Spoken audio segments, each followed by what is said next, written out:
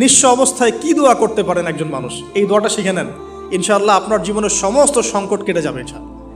আমি নিজেও এই দোয়াটা বেশি বেশি করার চেষ্টা করি। দোয়াটা হচ্ছে, মুসা আলাইহিস সালাম একটা গাছের নিচে হেলান দিয়ে বসলেন, বসে দেখলেন দুইজন মেয়ে দাঁড়িয়ে আছে দূরে, পানি নিতে পারছে না, লোকজন পানি নিয়ে যাচ্ছে, ওরা দাঁড়িয়ে আছে বেচারি।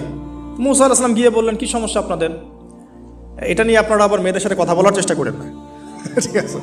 তো মাহারাম গায়রা মাহারাম মেনে চলে। তারা বললেন যে আমাদের বাবা অনেক বৃদ্ধ মানুষ, আমরা পানি নিতে পারি না যতক্ষণ না আমাদের কম পানি নিয়ে চলে যায়। মুসা আলাইহিস সালাম তো একটু বললাম না, ফিজিক্যালি খুব স্ট্রং ছিলেন, থাকে না বডি বিল্ডার, সামনে গিয়ে কথা বলে সরো পানি নিতে দাও, তখন মানুষ একটু মূল্যায়ন করে না। তো মুসা আলাইহিস সালাম এভাবে পানি নিয়ে দিলেন এবং বাছুরদেরকে পানি পান করালেন, করিয়ে গাছের নিচে এসে বসে আছেন। বসে বসে তিনি দোয়া করছেন, এই যে দোয়াটা তিনি দোয়া করছেন, রব্বি, একটা নেক কাজ করলেন, নেক কাজ করলেন না, মানুষের উপকার করলেন, নেক কাজ করে এসে গাছের নিচে বসে দোয়া করছেন, আল্লাহ